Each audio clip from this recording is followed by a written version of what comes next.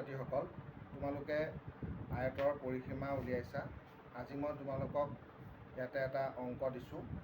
এটা আয়তৰ প্ৰস্থ 7 চেণ্টিমিটাৰ আৰু পৰিসীমা 40 চেণ্টিমিটাৰ হ'লে আয়তটোৰ দিশ কিমান হ'ব? তোমালোকে জানা যে আয়তৰ পৰিসীমা সূত্ৰটো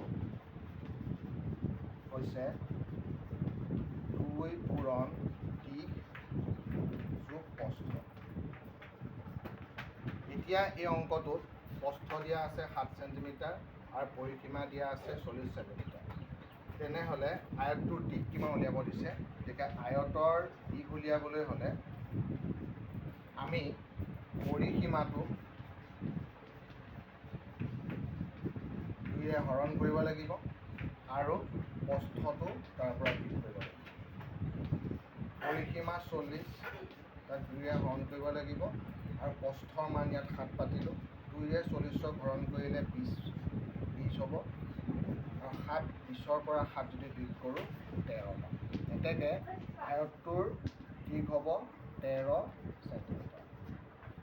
এনেকুৱা ধৰণৰ যদি আয়তৰ প্ৰস্থ দিয়ে বা আয়তৰ পৰিসীমা দিয়া থাকে তেনেহ'লে তোমালোকে দিশ উলিয়াব পাৰিবা।